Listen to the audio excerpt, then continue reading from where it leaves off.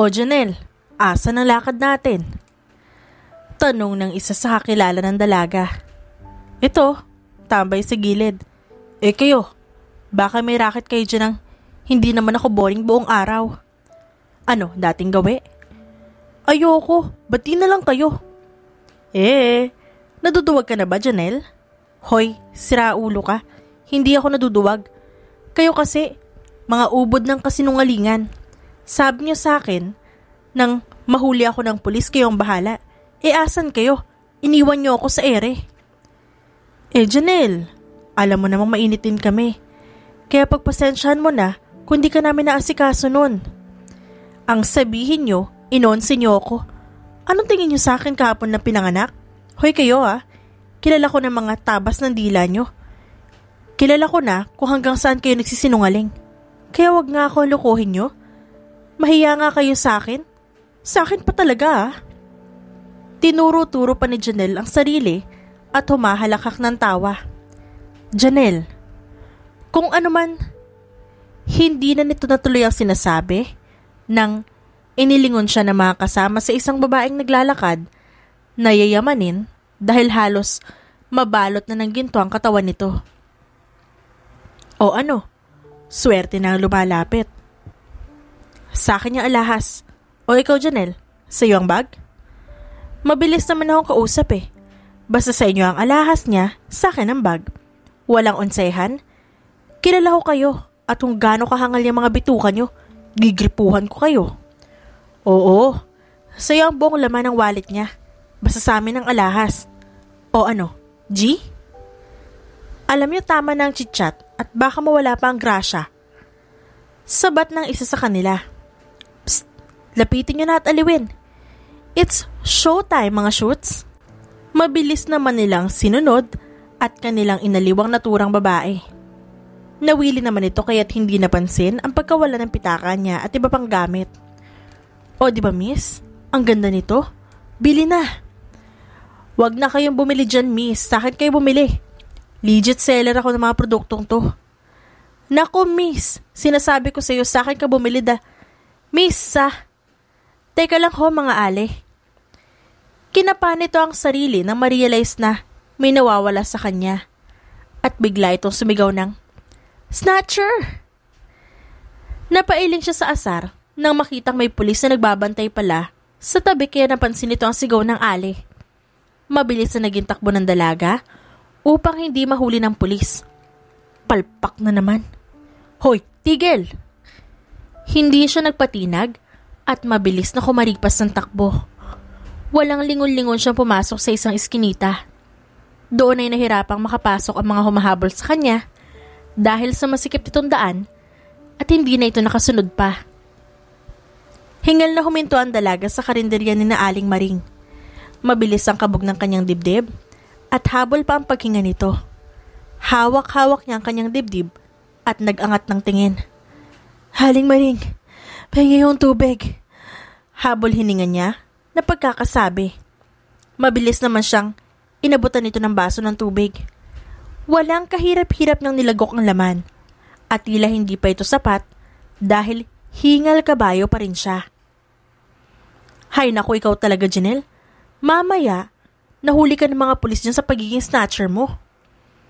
Puna ni Aling Maring sa dalaga. Aling Maring, malabong mangyari yan. Sa bilis kong tumakbo, paniguradong silang mahihirapan. Saka mas maalam ako sa mga pasikot-sikot dito, no? Kaya malabong mangyari. Sagot nito at umiling-iling pa. Hindi mo matutukoy ang panahon, iha. Kaya habang maaga pa'y magbago ka na. Mauna na ho ako, Aling Maring.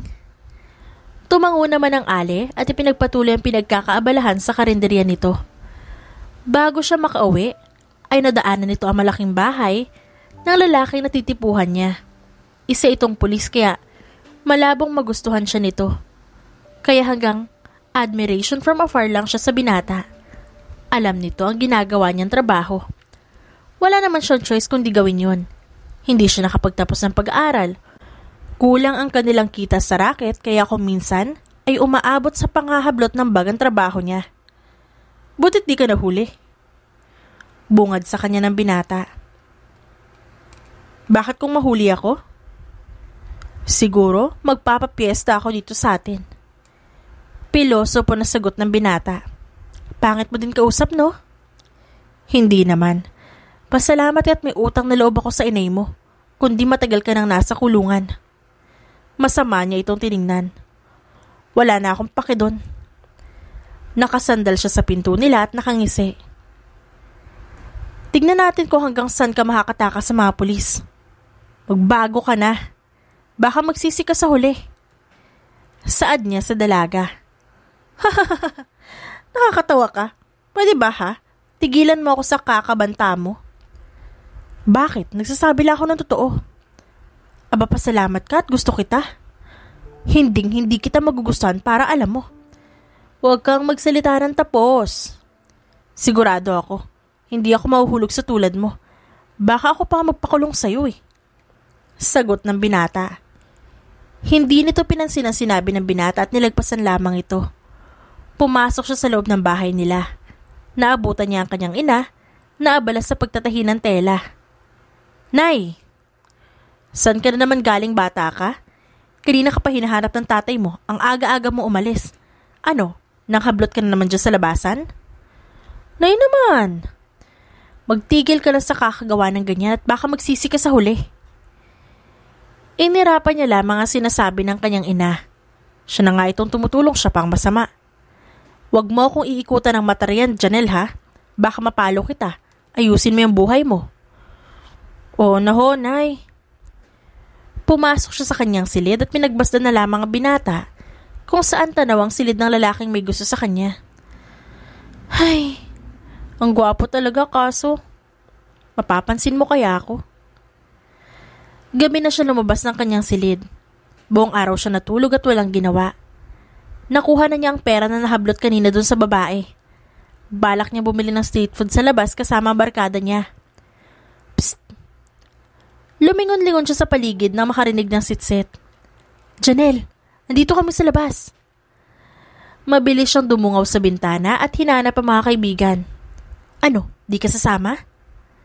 Tanong ng mga ito. Saglit, ito na.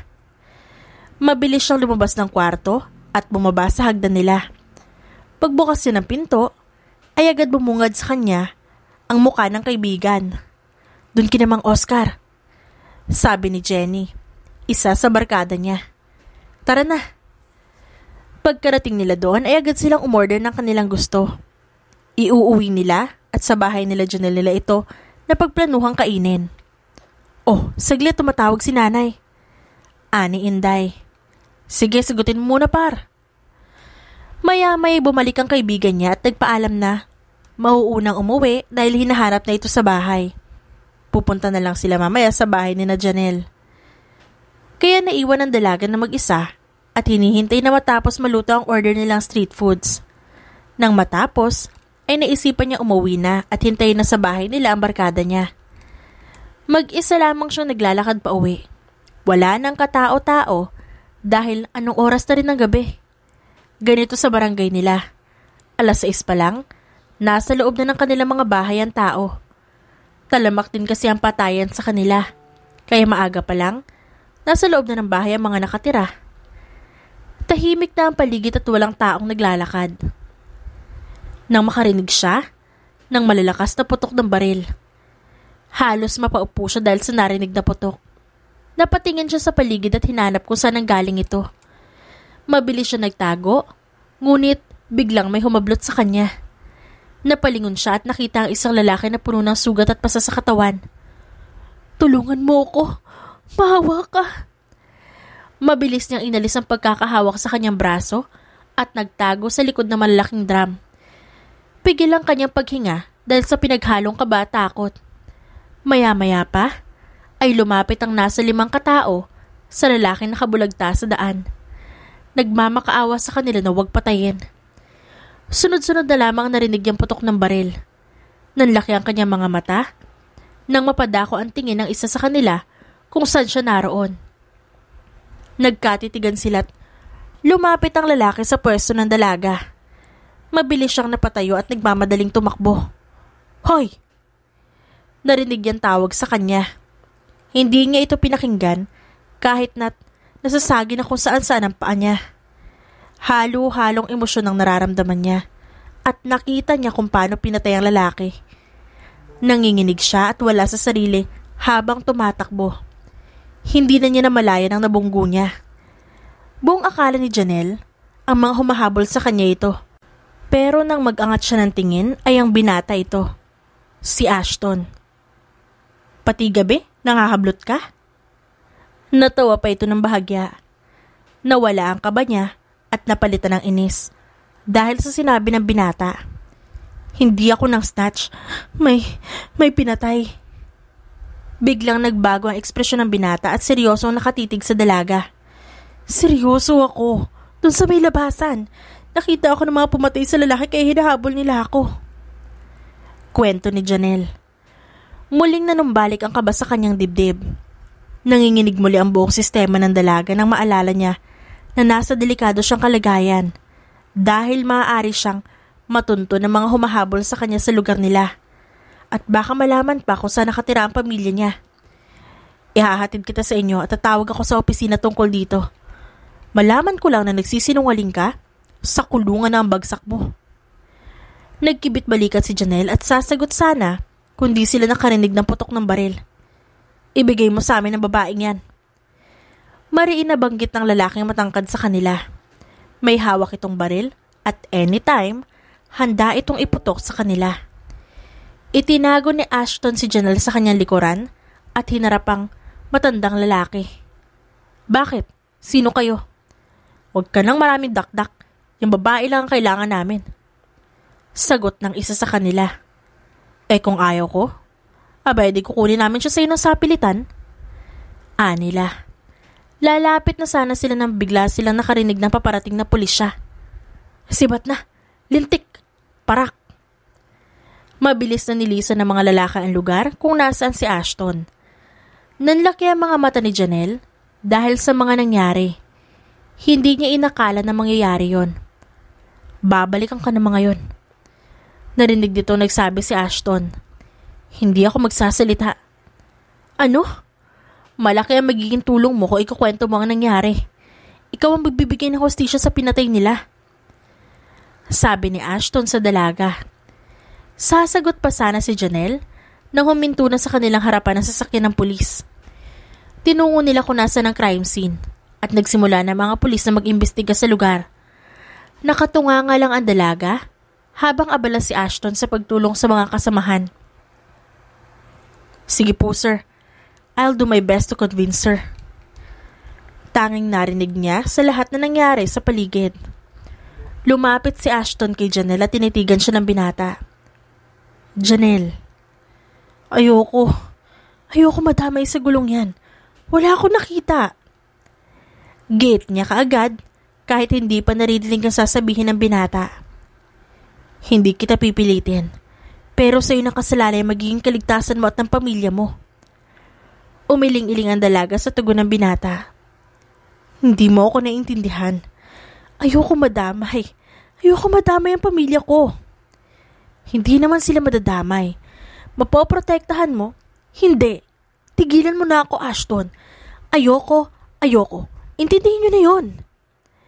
Mariin niyang sabi at tinalikuran ng binata. Malalim na huminga si Ashton at tumango bilang tugon sa sinabi ng dalaga. Inihatid niya ito sa bahay nito. Naroon ang kaibigan niya, kanina pa naghihintay sa dalaga. Hoy gaga, ba't kasama mo si Ashton, the antipatikong pulis?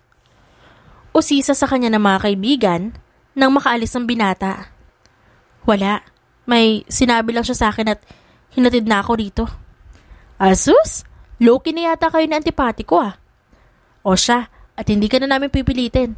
Baka secret lang yan relationship niyo. Shot na lang tayo para naman makain na natin tong hinain ni tita. Nagsimula nang maglagay sa kanika nilang baso ang kaibigan niya, ngunit wala sa nangyaring inuman ang utak ng dalaga, kundi sa nangyari kanina. Nakita niya kung paano pinatay ang lalaki at kung paano siya hinabol ng mga tao. Paano kung wala dun si Ashton? Malamang, maaaring siya nang laman ng dyaryo at TV nila bukas. Anong oras nang natapos ang inuman nila? Umuwi na din ang mga kaibigan ng dalaga. Tanging siya na lamang ang naiwan. Nakaupo at nakatunganga sa kawalan. Sira ka talaga, Janelle. Ano nang plano mo ngayon? Tang mo talaga. Bulong niya sa sarili. Pumasok siya sa loob ng kanilang bahay at pinagmasdan saglit ang litrato ng kanyang pamilya. Ang laki kong tanga sa nangyari. Sinarado na muna ng dalaga ang pinto bago tinungo ang sariling silid at tinulog na lang ang lahat. Hiniling na lamang niya na sana hindi yun totoo at baka posibleng nananaginip lang siya. Maagang nagising ang dalaga. Bumangon siya at inisip na walang nangyari kagabi na dapat niya ikabahala. O mabuti naman at lumabas ka na. Kanina ka pa hinihintay ni Ashton. Bungad ng kanyang ina nang siya'y lumabas sa kwarto. Nalamukos niya ang kanyang muka nang muling maalala ang nangyari kagabi. Kukulitin na naman siya ni Ashton para maging testigo. Ayaw niyang madamay sa nangyari. Oh, anong ginagawa mo rito? Magandang umaga sa'yo. Wala, sira na ang umaga ko. Sinabunutan niya ang sarili at naiinis na napatingin kay Ashton. Oh, ano bang may paglilingkod ko sa'yo ha? Tita, ipapaalam ko po sana si Janelle sa inyo. May pupuntahan lang ho kami. Lumingon siya sa kanyang ina at tila nagpapaawa na wag pumayag sa nais ni Ashton. Sige, total wala namang gagawin si Janelle. Mabuti na rin at wala nang mahahablutan ng bagsak Quiapo mamaya. Sagot ng ina nito. Gulat na tinitigan ni Janelle ang ina na tila questionable pa sa pagpayag nito. Nay! Oh, may angal ka. Plastic itong umiti sa ina. Wala po. Mabutit nagkakaintindihan tayo. Naiinis na tinitigan ni Janelle si Ashton na pasimpleng tumatawa. Letsi naman. Hoy, wag mo minumuri yan si Ashton ha. Oho, Nay. Naiwan ang dalaga at si Ashton. Matalim pa rin ang titig ng dalaga sa binata. Kung nandito ka para pilitin ako, hindi yun mangyayari, napapayag ako. Tinaas ni Ashton ang dalawang kamay at tila sumusuko sa sinabi ng dalaga. Wala pa ako sinasabi, ang bilis mo naman. Alangan naman andito ka para ligawan ako, di ba? Sarkastiko nitong sabi. Psh! Malakas na tumawa ang binata na mas lalong ikinainit ng ulo ni Janelle. Lumayas ka dito sa bahay namin. Kung wala kang gagawin dito sa bahay, umalis ka na. Diba sabi ko lalabas tayo? Mas lalong uminit ang ulo ni Janelle sa sinabi ng binata. Lumapit si Janelle at malakas na tinulak si Ashton palabas ng kanilang pinto. Jan, wala akong balak sumama sa'yo, antipatiko. Napailing na lang ang binata at sasagot pa sana, kundi lang nila napansin ang sasakyang huminto sa tabi. Bumaba ang hindi pamilyar na lalaki at sabay bumunot ng baril at pinaputokan ng bahay ng dalaga. Mabilis naman siyang tinulak ni Ashton para hindi siya tamaan ng bala. Bumunot ng baril ang binata at nakipagsabayan sa putok sa mga nagtangka kay Janelle. Sibat na! Maraming tao nang nakakakita. Sigaw ng isa sa kanila. Mabilis namang tumayo ang binata at hinabol ang mga nagtangka sa dalaga. Ngunit mabilis na nakasakay ang mga ito kaya't hindi na naabutan. Bumalik ang binata at tinulungan si Janelle na tumayo mula sa pagkakatumba. Ayos ka lang? May tama ka ba? May masakit ba sa'yo? Mabilis na tiningnan ni Ashton ang kalagayan ng dalaga. Okay lang ako. Okay lang. Nauutal at nanginginig nitong sabi. Shh! Tignan mo ako sa mata. Sinunod naman ng dalaga ang sinabi ng binata. Huwag kang magpapadala sa takot mo. Iginaya ni Ashton si Janelle papunta sa tinitirahan nito. Nakaupo lamang sa sofa ang dalaga at nakatitig sa kawalan. Mukhang nalaman na nila ang tungkol sa'yo. Ayokong madamay ang pamilya ko, Ashton. Nakita mo na kung paano sila handang pumatay ng tao? Mabuti na lang walang tao sa bahay at ako lang ang naiwan. Paano na lang kung nandun ang mga kapatid ko? Paano kung nadamay sila? Wala silang kamuwang-muwang sa nangyari. Inilapag muna ni Ashton ang baso na may lamang tubig sa maliit na mesa. Nasa iyo naman ang desisyon, Janelle. Nandito lang ako at handa kang tulungan. Iniwan ng binata si Janelle sa sala at nagtungo sa kusina upang paghainan na makakain ito. Nang matapos siya'y ibinigay niya ito sa dalaga. Saan na kayo tutuloy ngayon? Anong sasabihin mo kay tita mamaya? Umiling ang dalaga at walang maisip na maaari niya idahilan. Di ko alam kung anong sasabihin ko pero ayokong malaman niya ang totoo. Kailangan mong sabihin ang totoo kay tita. May choice ka pa ba? Hindi. Wala silang dapat malaman, Ashton. Wala. Malalim na huminga ang binata. Iwan na muna kita at pupunta lang akong presinto para ibalita ang nangyari dito. Hindi umimik ang dalaga at hindi na rin hinintay pa si Ashton na sumagot. Pagkarating sa presinto ay kaagad na hinanap ng binata ang chief of police na istasyon nila. Ilang oras pa nitong hinintay ang chief bago ito nakarating mula sa importanteng meeting na dinaluhan. Chief. Sumaludo ito tanda ng paggalang. Oh, akala ko ba magli-leave ka muna? Ba't naparito ka? Tungkol po sa kaso ni Bingo, sir. Kanina lang yung testigo natin. Pinagbabaril ang bahay. Hindi ko namukhaan yung gumawa dahil sobrang bilis ng pangyayari. Kwento ni Ashton sa chief nila. Sa opisina tayo mag-usap tungkol dyan. Pumayag na ba siyang tumestigo? Hindi pa rin, chief. At mukhang hindi niya balak umuo. Subukan mo pa din. Kamusta siya? May naging problema ba? Wala naman po. Kaso na pinsala ang tirahan nila. Wala pa siya sa kamay natin. Kaya't wala tayong magagawa. Hindi naman natin maaaring sabihin sa nakakataas ng opisyalan tungkol dito. Alam ko naman po yun, chief. Sila lang may kakayahan na ibigay ang pahintulot na maaaring ilipat sa safe house. Pagsang-ayon ni Ashton. Subukan mo siyang kumbinsihin. Kapag itong kasong to nasara, pati ang mga nasa likod na opisyalis ay tumba. Tumangutango ang binata at nagpaalam na babalik na muna sa bahay nila upang kamustahin si Janelle. Pag-uwi niya ay naroon ng dalaga at umiiyak kaya't dali-dali siyang pumasok at nakita roon ang ina nito na sapu-sapu ang noo. Kahit kailan talaga sakit ka sa ulong bata ka. Tita, alam mo Ashton, dapat dati pala pumayag na ako ipakulong na si Janelle. Kita mo ngayon kung ano-ano ang hatid mo? Saan tayo titira ngayon yan? Kailangan nating umuwi sa probinsya at magsaka roon. Nagpipigil na magtaas ng boses ang ina nito. Wala naman pong kasalanan ng anak ni tita. At hindi niya ginusto ang mangyari yan. Sadyang siya ang napaglaruan ng tadhana at ganun ang nangyari. Sabat ni Ashton. Nakayuko lamang ang dalaga at lihim na umiiyak. Sundin mo ang tama, Janelle. Malaki ka na. Huwag kang duwag. Uuwi kaming probinsya at ikaw harapin mo yan. Dahil hindi yan titigil hanggat hindi ka nila napapatay. Iniwan ng ina ang dalaga at umupo naman si Ashton sa tabi nito upang isandalang ulo sa balikat niya. Hindi kita pipilitin. Pero tama si tita. Mas lalo ka nilang hahanapin at hahabulin kung hindi ka magsasalita. Tugon ng binata. Hindi naman sumagot ang dalaga. Iwan na muna kita rito. Ashton? Lumingon ang binata sa kanya. Titestigo ako. Tama ka.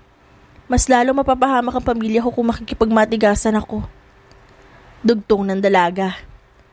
Sigurado ka? Baka nabigla ka lang. Hindi kita pinipilit. Umiling ito. Tama kayo. Pinipilit ko na itama ang isang mali.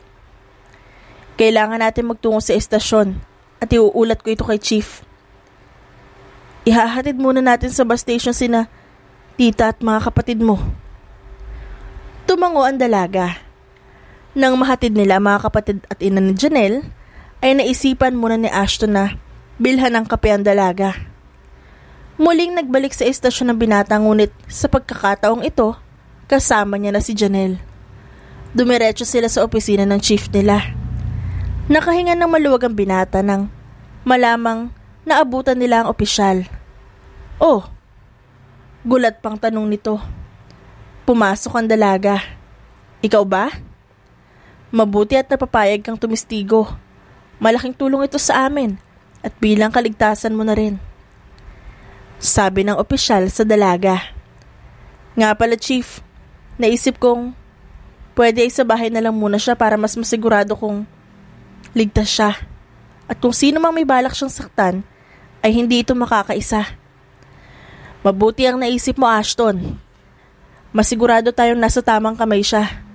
Ito lang ang alam nating may opisyal na nagpoprotekta sa mga organisasyon na to. Kaya't wala kayong pagsasabihan ng kahit anong detalye tungkol dito. Lulutasin natin tong kaso na to sa bilang lang ng nakakaalam. Yes, Chief. Tumangutang ko ang opisyal. Good to hear. 2 araw ang lumipas at naging maayos naman ang lahat sa pagitan ni Ashton at Janelle. Naiilang lang ang dalaga dahil sa hindi ito sanay na may kasamang binata sa isang bubong. Magandang umaga. Late na siyang nagising at naabutan na lamang nitong naghahanda ng agahan ng binata. Magandang umaga rin. Ako na magtimpla ng kape natin. Tumangulang ang binata at ipinagpatuloy ang paghahain. Hindi nito maiwasan na mapatingin sa binata na abala sa pag-aayos sa mesa. Mas lalo tuloy siyang nahulog dito. Masyadong antipatiko pero simple. Yung kape. Napabalik sa kanyang sarili si Janelle nang marinig ang boses ng binata. Ito na. Nag-iwas kaagad siya ng tingin kay Ashton dahil sa kakaibang pintig ng kanyang puso. Binilisan na lamang ni Janelle ang pagtitimpla upang hindi masyadong mapahiya sa sarili nitong kalokohan. Inilapag niya ang baso ng kape at tumapat sa pagkainan. Nagulat pa siya nang nagkasabay nilang tinusok ng tinidor ang pritong itlog. Sa'yo na lang. Naiilang na saad ng dalaga. Hindi, sa'yo na. Okay. Mabilis na inubos ng dalaga ang agahan niya at nagpaalam na sa labas muna upang makalanghap ng sariwang hangin. Hindi maiwasang magdilo siya ni Janelle dahil sa nangyari. Hindi mawala ang ngiti sa kanyang labi. May bibilhin lang ako sa labasan. Sa loob ka muna. At kahit sinong kakatok o magtatao po, ay wala kang pagbubuksan. Tumango siya sa bilin ng binata. Pinapasok siya dito sa loob at pinalak ang mga pinto at bintana. Maya-maya pa'y may boses na narinig ang dalaga sa labas. Kagad siyang umakyat sa taas at pumasok sa silid niya at nilak yun. May susi naman siguro na dala si Ashton kaya't makakapagbukas yun. Hindi nito namalaya na nakaidlip siya at nagising na lamang sa isang tapik sa balikat. Dahan-dahan niyang minulat ang kanyang mga mata at bumangon. Magtanghalian tayo sa labas. Anang binata sa kanya. Iniwanan siya nito at hindi na hinintay ang isasagot. Umupo muna saglit ang binata habang naghihintay sa pagbaba ni Janelle. Inanyayahan niyang sa labas na sila kumain. Naisip niya para kahit papano ay makalabas naman ang dalaga. Makaraan ng ilang minuto na paghihintay ay bumaba na rin ito. Tila napako sa kanyang kinatatayuan si Ashton nang makita ang isang anghel na bumaba sa hagdan. Napirmi ang kanyang tingin sa mga labi nito. Hindi ba bagay sa akin?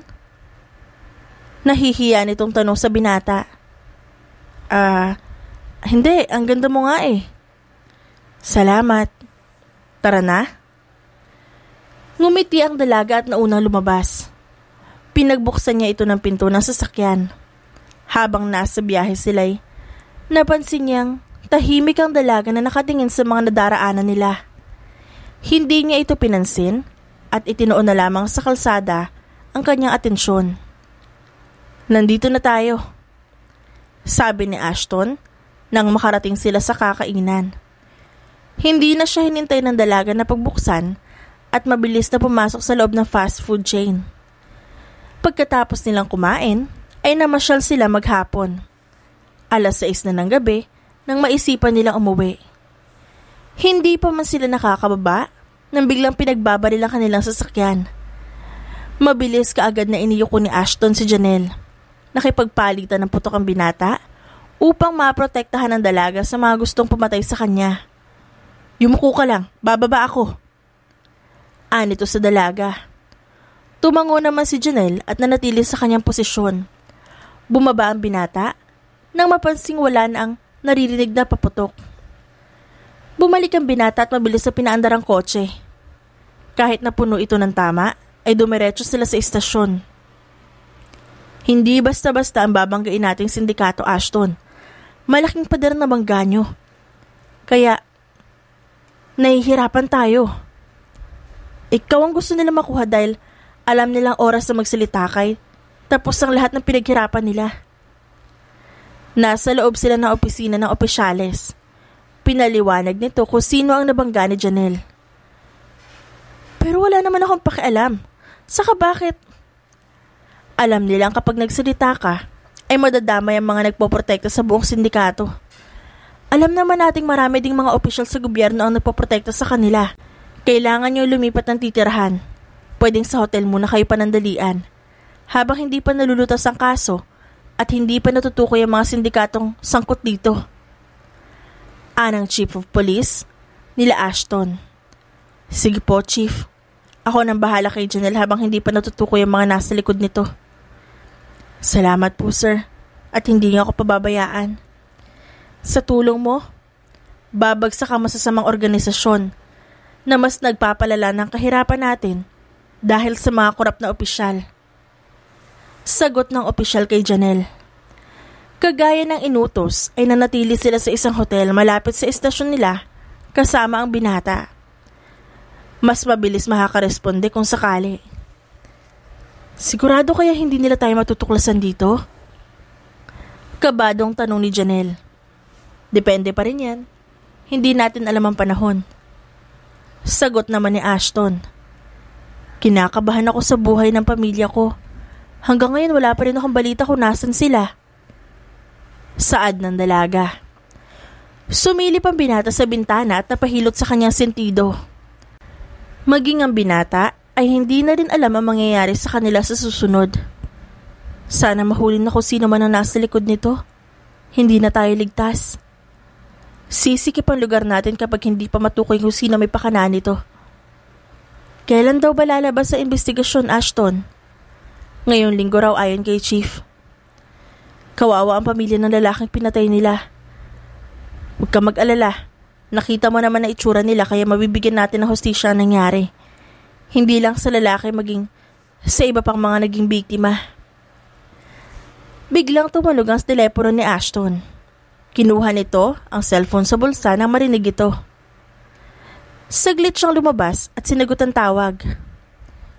Inabala naman sandali ng dalaga ang sarili habang hinihintay ang pagpasok ni Ashton. Hindi nito matukoy ang emosyon habang nagsasalita sa kausap. Tila problema o bagay-bagay lang. Nagulat pa siya nang magtama ang tingin nila. Ngumiti si Janelle at kusang iniwas ang tingin. Makaraan ng ilang minuto ay bumalik ang binata. Malalim ang paghinga nito nang pumasok sa loob. Oh, ba't ganyan ang itsura mo? Natukoy na nila Chief kung sino ang nabangga nating sindikato.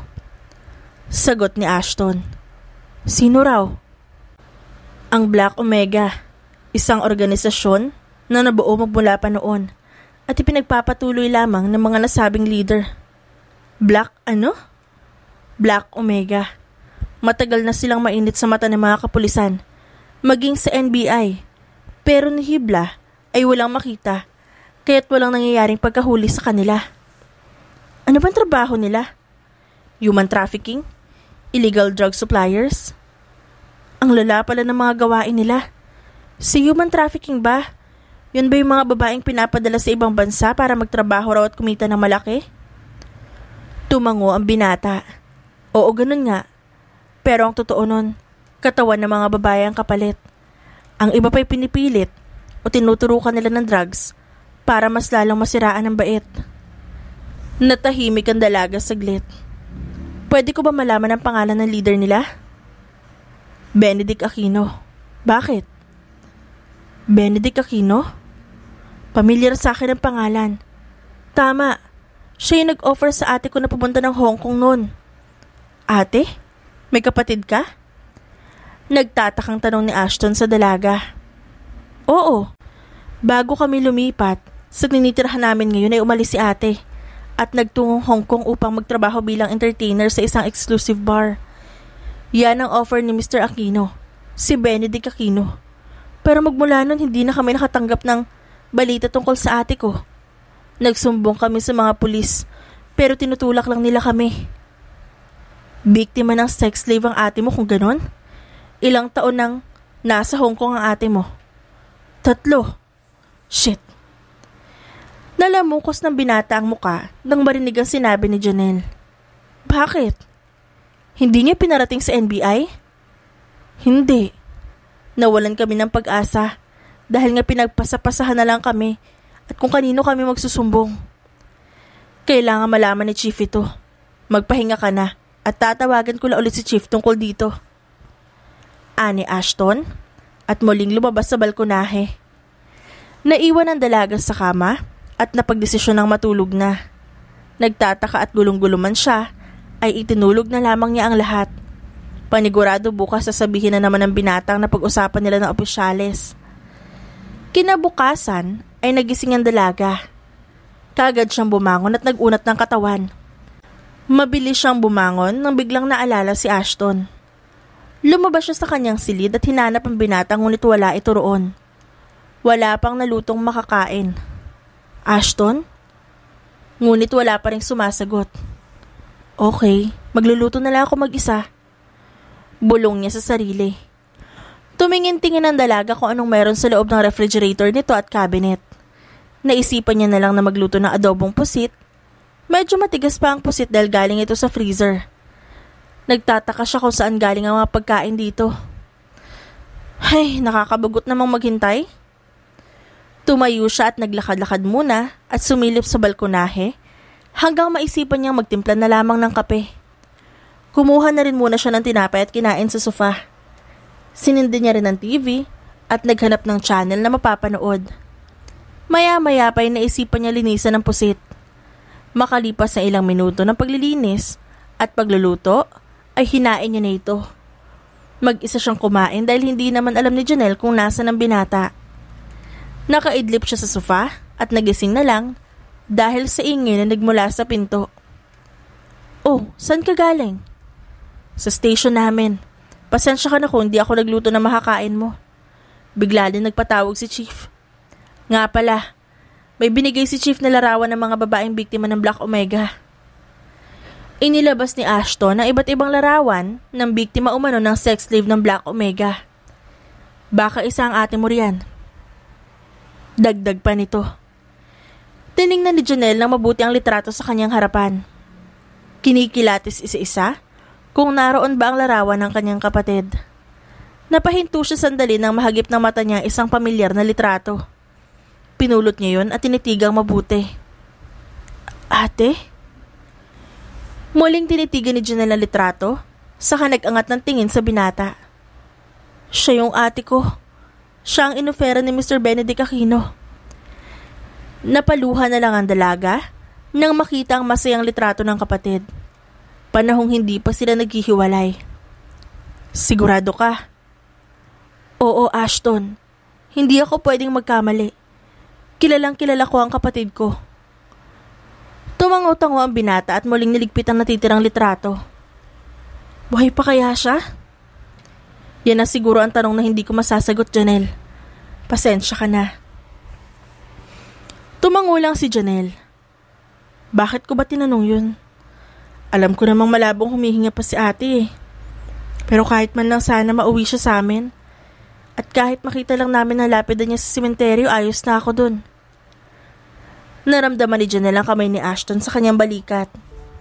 Nais niya nitong mayakap upang damayan sa bigat na nararamdaman. Sorry, kasi kahit gusto kong tulungan ka, wala naman sa akin ang desisyon eh. Ashton, kung sakaling mahuli ba ang Black Omega, ay may possibility na may uwi dito sa Pilipinas ang na-recruit nila? Malalim na huminga ang binata. Nangangapa na isasagot na tiyak na hindi masasaktan ng dalaga. Depende kung buhay pa sila. Uuwi silang naglalakad pa pero hindi na maski ang humihinga, edi ataol na lang sila uuwi. Sana makauwi na si ate. Yun lang ang hiling ko. Umuwi siya. Gagawin ko ang makakaya ko para malutas ang kasong to. Basta pangako mo, hihintayin mo matapos ang investigasyon ha, at huwag ka magpapadalos-dalos. Payag ako. Para sa pamilya ko, gagawin ko lahat. Buhay ko man ang kapalit. Tama na ang drama. Ikaw kasi, nga pala, yung niluluto kong pusit baka lumamig na. Pag-iiba nitong usapan. Tinulungan na lamang siya ng binata sa pag-aayos sa mesa upang makapagsimula na sila makakain. Pinatikim niya rin muna ito bago inihain at inilagay sa lalagyan. Kahit sa maiksing panahon na magkasama sila'y tuluyan nang nahulog ang dalaga. Ngunit ayaw niyang umasang may chance siya rito. Ashton, nagkaroon ka na ba dati ng girlfriend? Nahihiyang tanong nito. Alam mo, okay lang kung ayaw mo sagutin. Hindi, sa totoo lang, niligawan lang yung meron ako dati eh. Hindi naging kayo? Umiling si Ashton. May nahanap na mas galante kaysa sa akin, ayun. Mukha palang pera yung niligawan mo eh. Natawa ang binata sa naging tugon ni Janelle. Judgmental ka naman. Sa totoo naman ano bang tawag dun? Alam ko. Pero syempre respeto. Malabo. O sige, judgmental ako ngayon pero naaayon naman sa kanya, di ba? Ewan. Sabay kibit balikat ni Ashton. Alam mo, para mabawasan yung pagiging judgmental mo, kumain ka na. Di wow.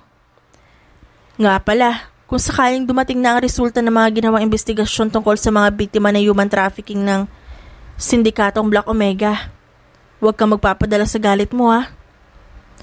Paalala bigla ni Ashton sa dalaga. Alam mo Ashton, hindi ko yan may papangako. Gayong alam mo kung gaano kasakit ang pinagdaanan namin mag-anak ng dahil sa ginawa nila. Sagot ng dalaga. Naiintindihan naman yun ni Ashton. Alam niya kung saan nanggaling ang galit ni Janelle. Alam nitong hindi ganun kadaling mawala ng pamilya. Tumangutang ang binata. Alam niyang hindi talaga mapipigilan ang bugso ng nararamdaman nito. Iba ang sakit at sugat na dinulot ng Black Omega sa bawat biktima nila. Aalis na muna ulit ako mamaya. Huwag kang lumabas at magpapasok ng kahit na sino dito Sa mata ng mga humahabol sa'yo, paniguradong hindi ka nabubuhayin.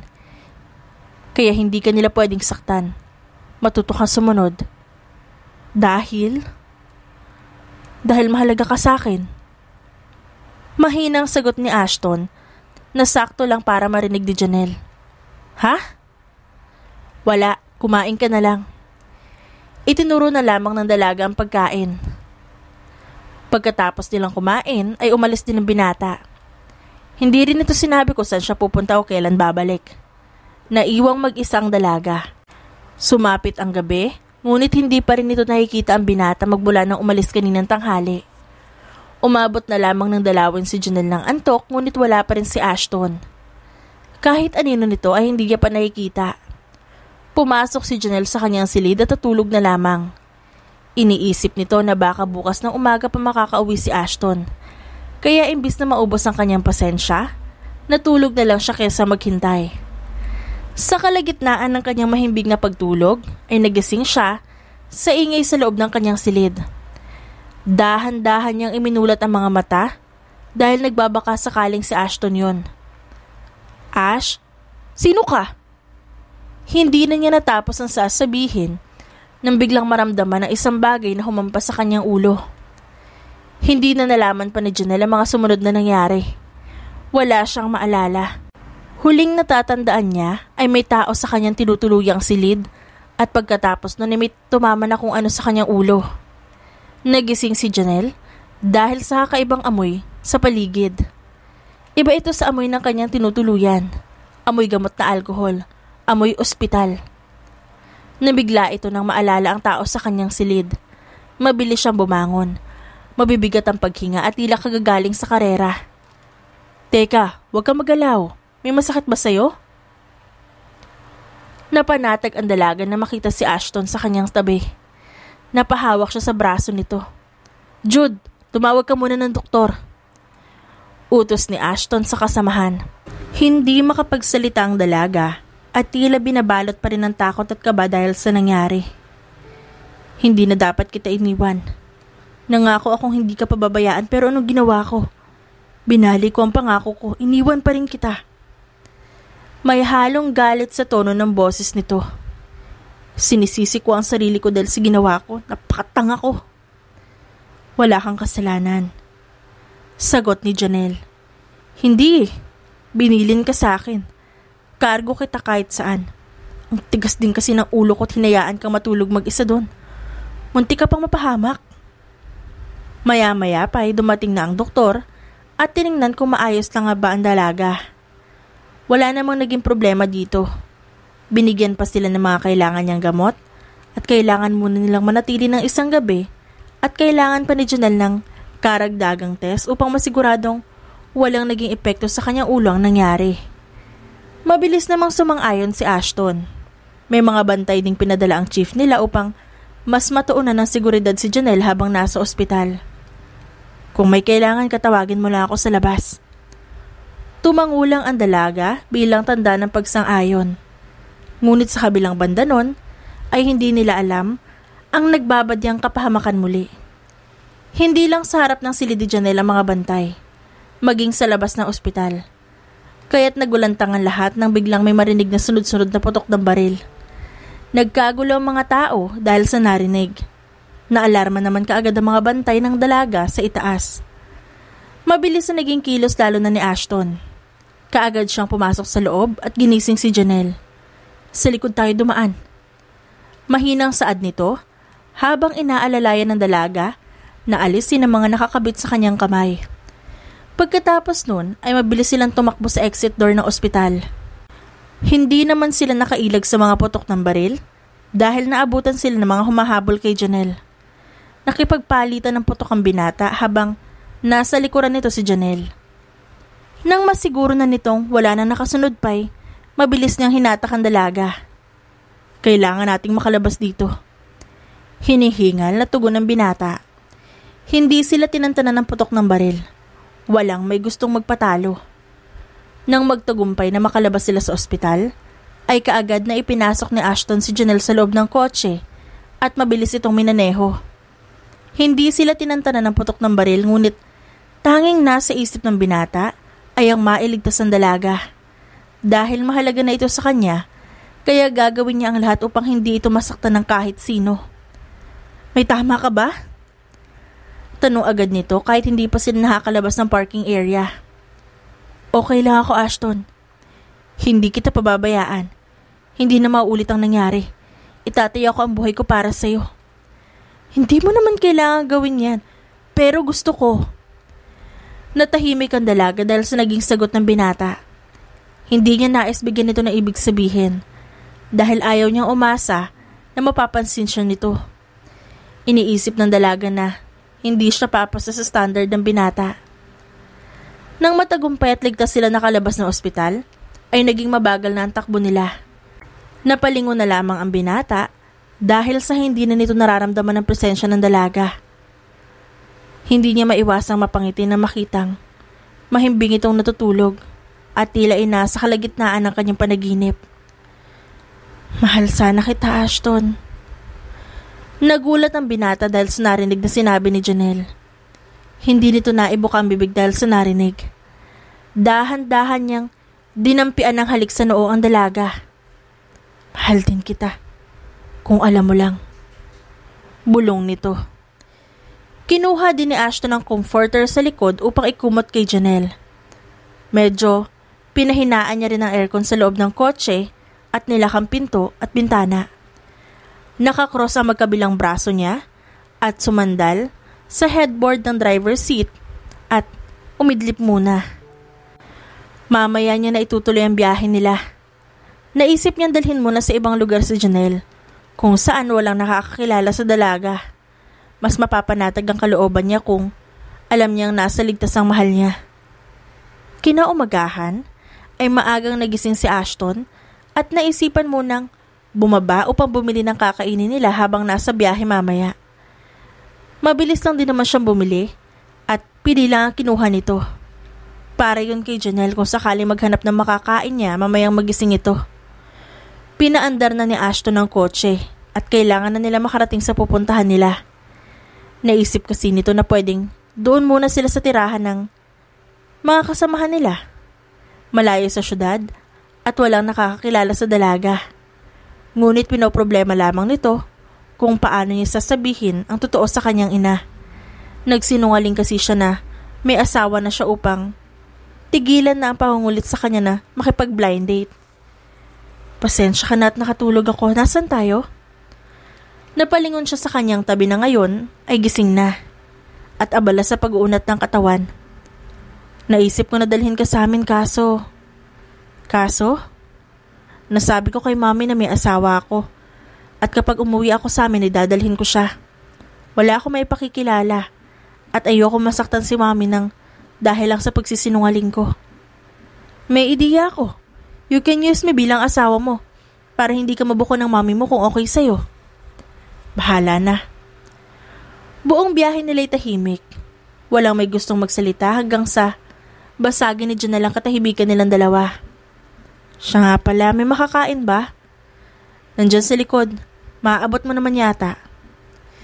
Inabot ng binata ang naturang pagkain. Isang supot ng pansit at coke. Ikaw? Nagtataka na tanong ni Janelle. Tapos na ako kanina kumain. Para sa'yo talaga yan. Nagkibit balikat ang dalaga. Bahala ka dyan. Pinindot ni Ashton ang music box at tumugtog ang kantang Angel of Mine. Akmang ililipat na sana niya iyon na biglang hawakan ng dalaga ang kamay niya. Wag! Maganda yan. Mabilis naman binawi ng binata ang kamay na nahawakan ni Janelle. Bigla na lang, kinuryente ang binata ng hawakan na hindi sinasadya ang kamay ng dalaga. Tila hindi man lang nagkaroon ng epekto yun kay Janelle. Simple lang itong kumakain habang nakatitig sa kanya. Maya-maya pa'y nakikanta na rin ito.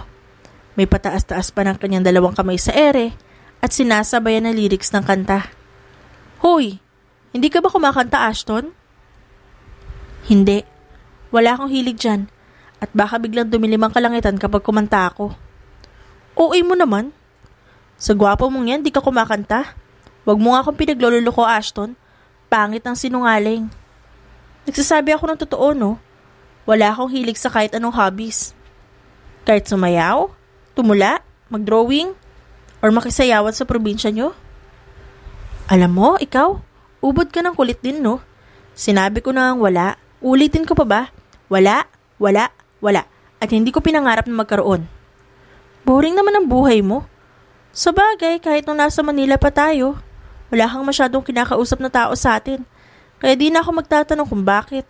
Kasi mahiyain ka. Hindi lang ako mahiling makapag-socialize sa iba. Hindi ako basta-basta nagtitiwala. Kaya wag mo ko sasabihan na mahiyain. Hindi ba? Sa dami nang may gusto kang kausapin sa atin ikaw yung lumalayo. Hindi no? Takot lang kayo dahil pulis ako. Alam mo naman sa atin, puro illegal ang trabaho. Lalo ka na. Gawin mo ba namang hanap buhay ang pagiging snatcher? O diba? Pero ikaw lang ang snatcher na hindi natatakot sa akin. Talaga? Sino ka ba para katakutan ko? Kita mo? Ganun kakatapang para hindi matakot sa akin. Bahagyang hinampas ng dalaga si Ashton sa balikat. Mapapansin talaga sa dalawa na unti-unti na nilang nakikilala ang isa't isa. San pala tayo ngayon kundi pwede sa inyo? Alangan naman sa kalsada tayo matutulog at magtatago. Sa probinsya kung saan ako lumaki. Pero kailangan ko magpanggap na dala ko ang asawa ko at ikaw yun. Ayoko masaktan at damdamin ni mami dahil sa pagsisinungaling ko. Alam mo, Ashton, okay lang sa akin. At bilang pagtanaw ng utang na loob sa pagtulong mo sa akin. Hindi ko talaga inakala na aabot sa ganito ang lahat.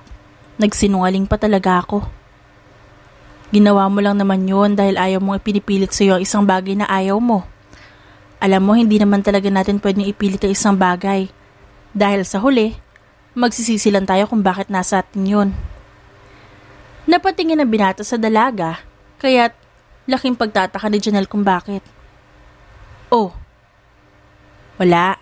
Hindi ko lang inakala na mabait ka pala talaga. Ibang-iba sa Janelle na nakilala ko sa Maynila.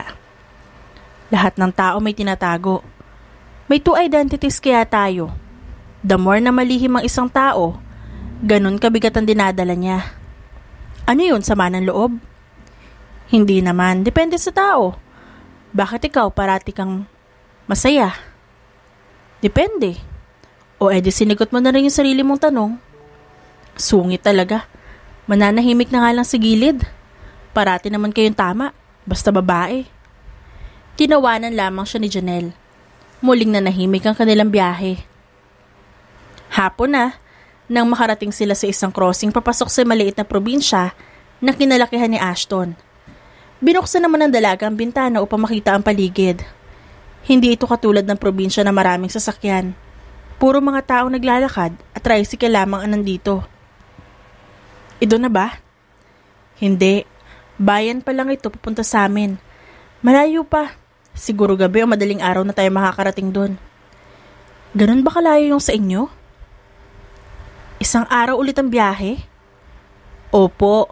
Kaya nga kung bibilihin kami dito sa bayan, ay dapat mabili na ng isang bagsakan para hindi pa balik-balik dahil ganito kalayo. Grabe naman. Sa probinsya namin na hindi ganito. Wala ba kayong talipapa? Meron naman. Pero mas mabuti nang dito bumili. Dahil walang patong. Hindi tulad sa talipapa sa amin, magkano ang patong bawat tinda. Ganun? Ang yayaman din naman ng talipapa nyo. Bakit? Asan ba ang mayor nyo? Kahit man lang maliit na palengke ang gawin para sa hindi na mahirapan ang mamamayan niya. Alam mo, lumalabas lang ang mayor dito kapag botohan na ulit. Ay dapat pala hindi na binoboto ang ganyang politiko. Kaya nga sila niluluklok sa pwesto para sa pagbabago ng probinsya na nasasakupan niya. Hay nako, walang ganyan sa amin. Wala ba siyang nakakalaban? Meron. Pero sa tuwing papalapit ang eleksyon, nagkakaroon ng problema. O di kaya mismo sa araw ng bilangan ng boto may nangyayari. So, feeling nyo nandadaya. Siguro, maraming may ayaw sa kanya. Pero parating siya ang nananalo sa eleksyon. Alam mo, magkita lang kami ng mayor nyo, lagot siya. Nagpapatawa ka, no? Hindi.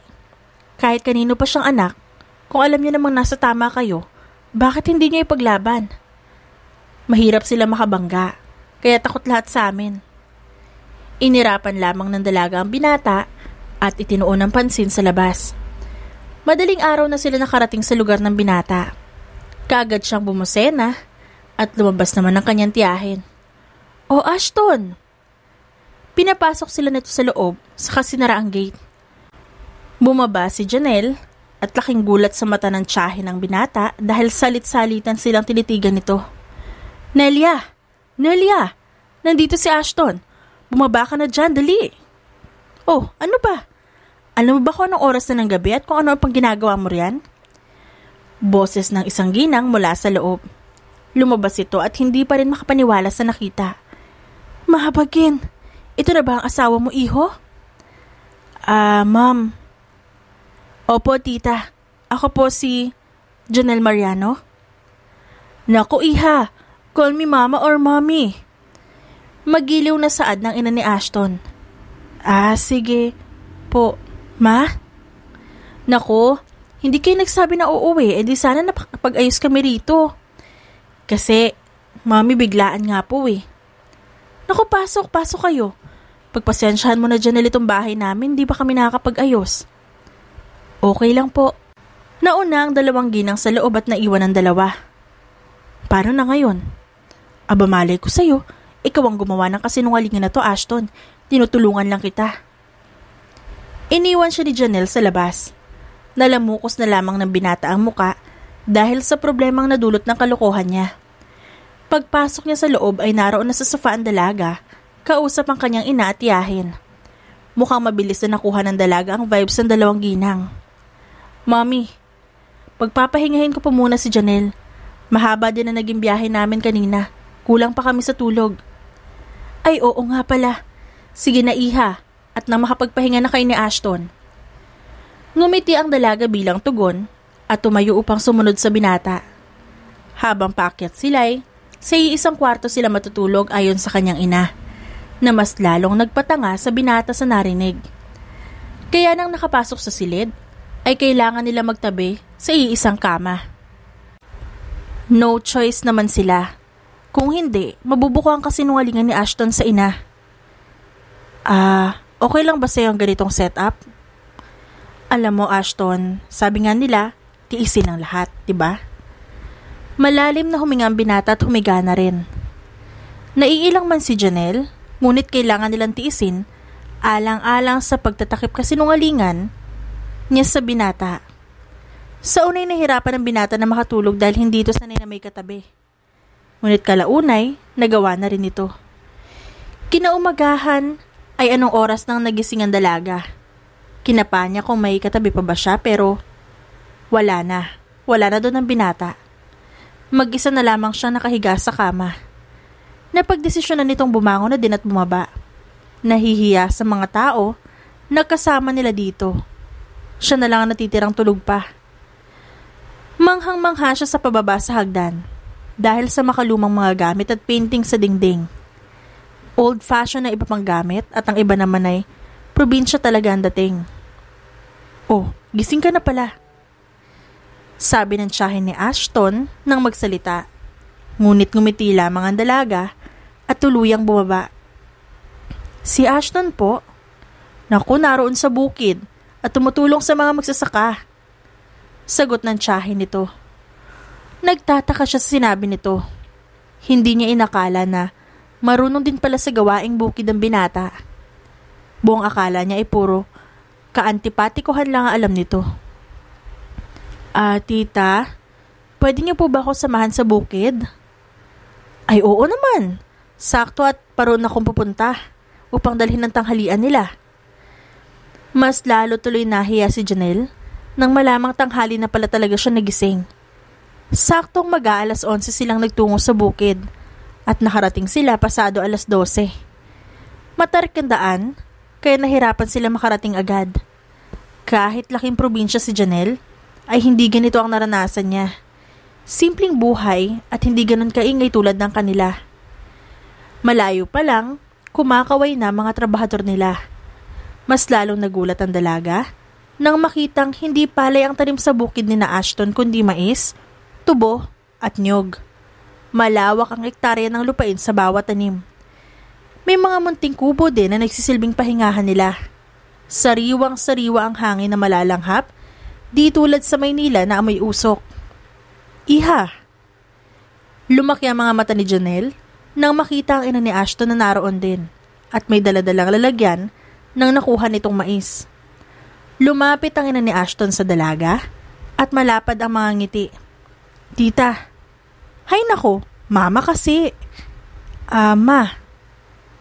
Yun, asawa ka ng anak ko kaya't mama na ang tawag mo sa akin. Okay ba? Tumango ang dalaga at ngumiti sa papalapit na bulto. Mami, kain ka na po ron. Nito. Sige. Sumunod kayong dalawa. Sabay silang tumango. Kumusta pala ang tulog mo? Hindi na ba masakit ang ulo mo? Hindi na. Nga pala, salamat pala sa tulong ulit. Bakit hindi mo naman ako ginising? Di sana nakatulong ako dito. Nakakahiya pa tuloy sa inyo. Ano ka ba? Wala yun. Bakit lahat yata ng tanim nyo hinaharvest na? Tanong ng dalaga. Piyesta kasi sa amin bukas. Kaya mamayang gabi, walang tulugan para sa paghahanda. Hindi pwedeng walang handaan sa piyesta namin. Pwede bang tumulong mamaya? First time ko magpiyesta sa inyo kung sakali. Oo naman, basta kaya mo. Sagot ni Ashton. Naglakad na ang dalawa patungo sa isang kubo kung saan abala ang lahat sa pagkain ng tanghalian. Pagkatapos nilang kumain, ay tumulong ang dalaga sa pag-aayos ng mga nakuhang buko. Marami pang dumating na mga tauhan ng pamilya ni Ashton upang simulan na ang paghahanda para sa piyesta bukas. Maya-maya pa'y dumating din ang merienda nila, kaya napasubo ulit sila sa kainan. Aaminin ng dalaga, ngayon lang niya na-enjoy ang buhay probinsya. Walang gulo o ingay ng sasakyan. Dito niya din mas lalong nakilala ang binata at pamilya nito. Hindi niya inakala na may side din pala si Ashton na hindi pinapakita nito sa tuwing nasa Maynila. Pagkarating ng gabi, ay nagsimula na silang ihanda ang mga uunahing iluto. Naglabas na rin sila ng mga naglalakihang lutuan upang mapabilis. May nagsigana din ng apoy may mga nagpuputol ng kahoy.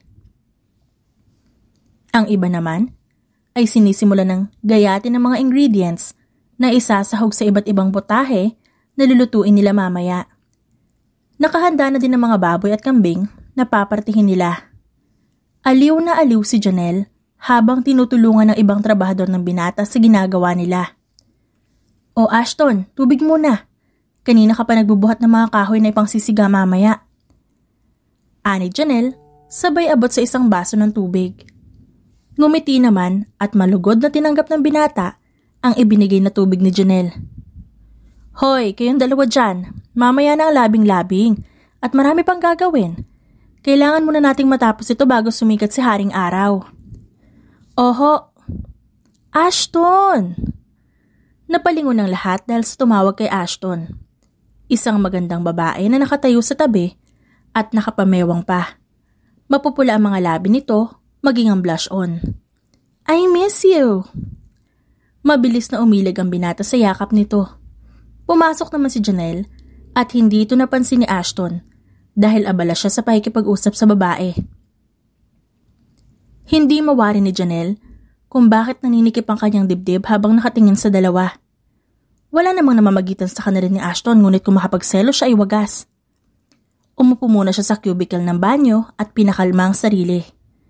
Paulit-ulit niyang tinatanong ang sarili kung bakit siya magsiselos kung wala naman sila ng binata. Dapat nga, natutuwa pa siya dahil may mahal pala ito na naiwan sa probinsya. Pero mahal niya si Ashton. Hindi naman pwedeng magpakabog na lang siya, di ba? Mali niya ba kung wala naman sila ng babae? Gusto niyang sabunutan ng sarili dahil sa pagiging ilusyonada. Ini-expect niya na may gusto din si Ashton sa kanya. Kaya ayan, nagsiselo siya kahit wala siyang karapatan.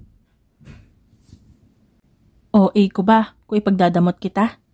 Hindi naman, di ba? Ang tanong, may karapatan ba ako? Ano ba kami? Magkaibigan lang.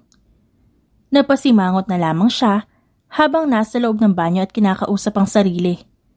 Ilang oras din siya nakatunganga bago naisipang lumabas at bumalik sa kanyang pinagkakaabalahan. Nagbibingi-bingihan siya sa tuwing naririnig na tinatawag siya ni Ashton.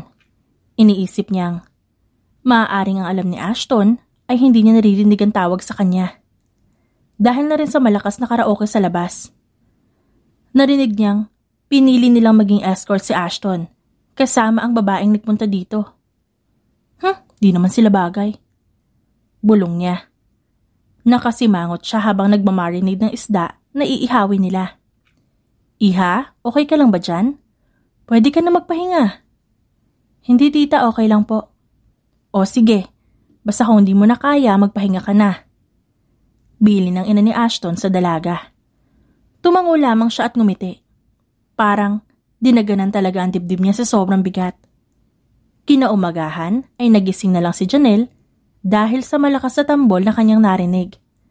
Napuyat silang lahat kagabi. Natapos man nilang maluto ang lulutuin, ay paniguradong hindi pa rin tapos ang lechon. Ngayon, nag-ayos na mabilis ang dalaga at nagtungo sa likod bahay kung saan sila nagluto kagabi. Naroon ang iba nilang kasama at abala sa paghahanda ng lechon. Tumulong na din siya sa mga gagawin upang makapagpahinga naman ng iba. Tutunguhin niya sana ang direksyon kung saan may mga hugasin, kundi lang naroon si Ashton. Akmang lalapitan siya nito nang biglang tumalikod ang dalaga. Iniwan niya ang bitbit at tumakbo paloob. Nagtungo siya sa harapan kung saan may garden ang pamilya ni Ashton. Janelle, iniiwasan mo ba ako? Hindi ba obvious? Bakit? Gusto ko lang. Iiwan niya sana sa labas ang binata kundi lang siya nito hinarangan. Hindi ako naniniwala. Alam ko. Fine, nagsiselos ako kagabi. Lalo na nung kausap mo yung higad na babae. Alam ko wala akong karapatan sa'yo. Pero wala Mahal kita. Hindi nakasagot ang binata. Kaya napagdesisyon na naman agad ni Janelle na iwanan ito. Lumabas siya ng bahay at naglakad sa daan at pinanood ang mga nakahandang parada mamaya. Inaliw niya ang sarili upang hindi maramdaman na nasaktan siya sa confession niya. Abala ang mga mata niya sa iba't ibang disenyo na gawa nila nang biglang may tumakip sa bibig niya. Hindi niya kinakaya ang amoy ng panyo. Ang tapang ng pabango kaya mabilis siyang nawalan ng malay. at hindi niya matandaan ang sumunod na nangyari pa. Huling naramdaman niya ay umangat siya sa ere bago tuluyang nawala ng ulirat. Hindi magawang sundan ni Ashton si Janelle dahil sa tawag mula sa telepono nila. Kaya no choice siya kundi ang sagutin ito lalo na at opisyalis niya ito. Sir. Ashton, kailangan niyo nang bumalik dito sa Maynila ngayon din.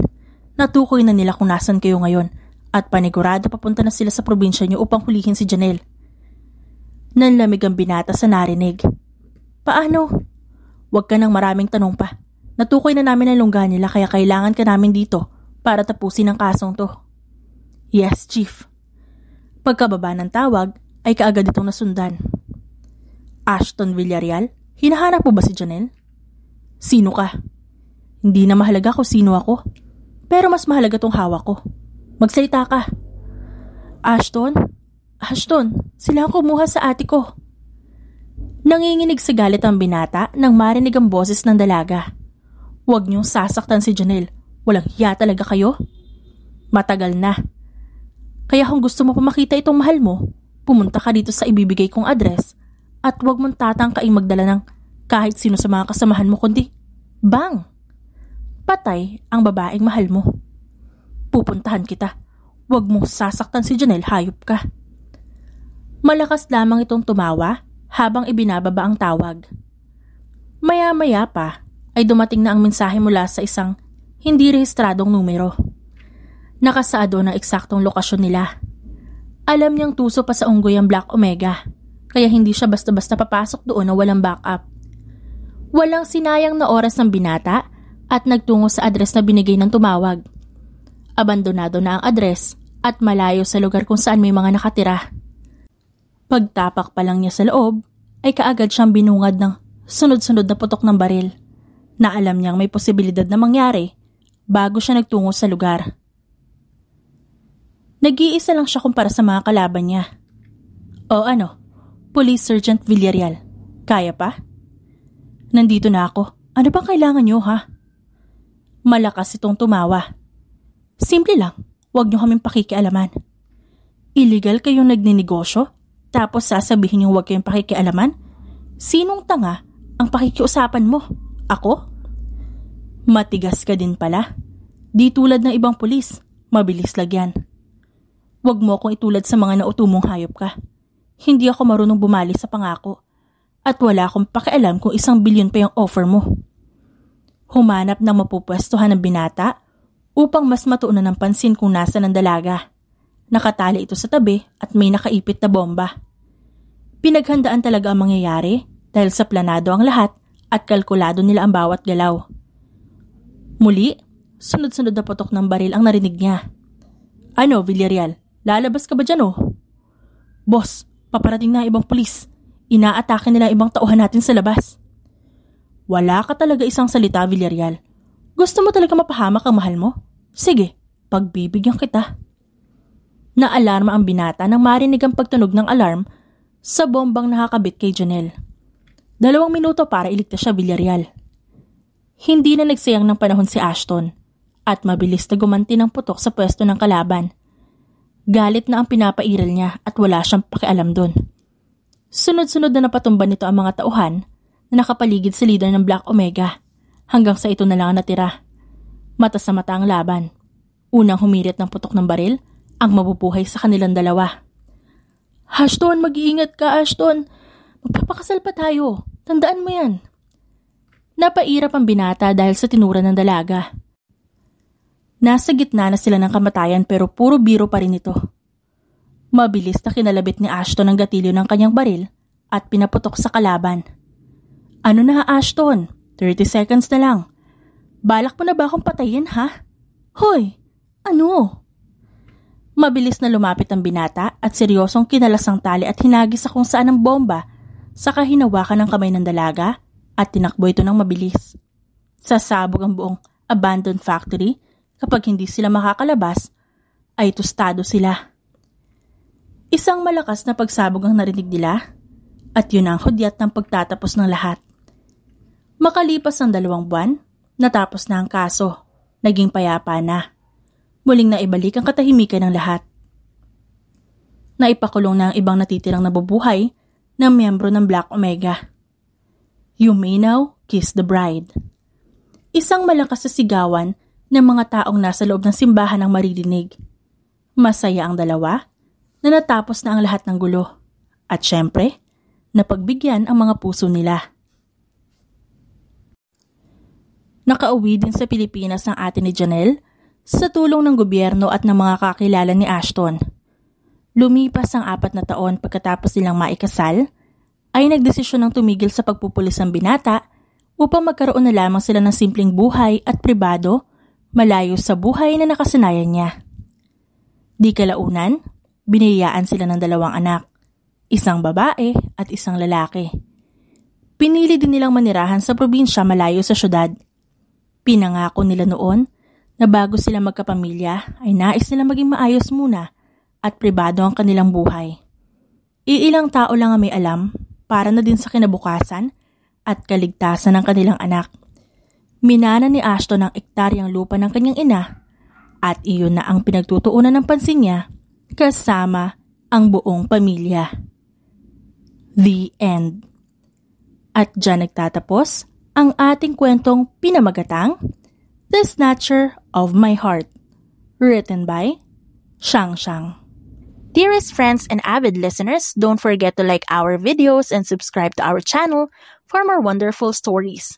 Mula sa aming main channel, Randall Tagalog Love Stories, and for our second channel, Miss R Stories, lubos po naming pinasasalamatan ang inyong suporta at pagtangkilik sa aming mga likang istorya. Ingat po kayong lahat and have a good day everyone. Paalam!